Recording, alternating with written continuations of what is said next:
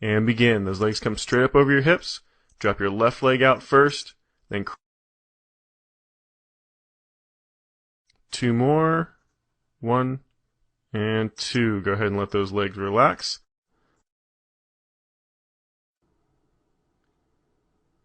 And begin. Crunch up and try to rotate those shoulders sideways. You want to try to get both those shoulders off the ground as best you can. Nice tight squeeze, reaching the abs. Nice tight squeeze. Keep those abs contracted.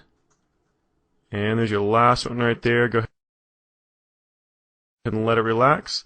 Next one is going to be the Pilates side hip raise.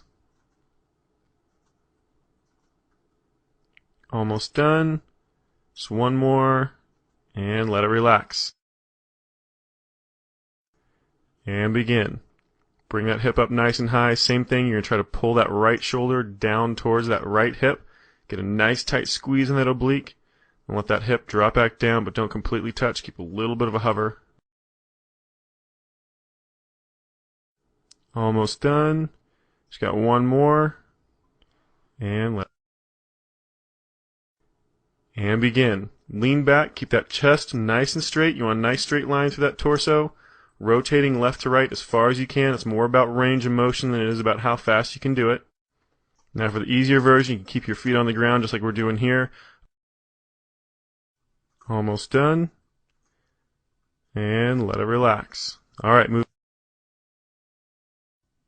And begin. Get those legs up there nice and high.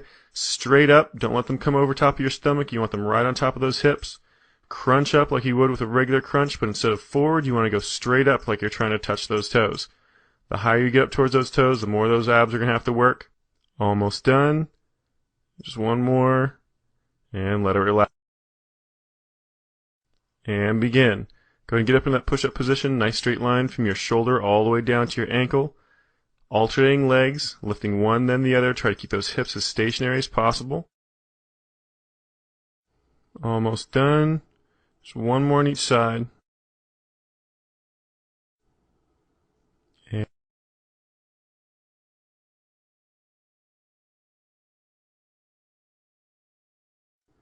And begin. Bring those hips up nice and high off the ground. You want to try to keep a nice straight line from that shoulder all the way down to that ankle. Then alternate those legs, trying to keep those hips up nice and high. Trying to not to let them swing left to right as you switch those legs. One. And let those hips drop.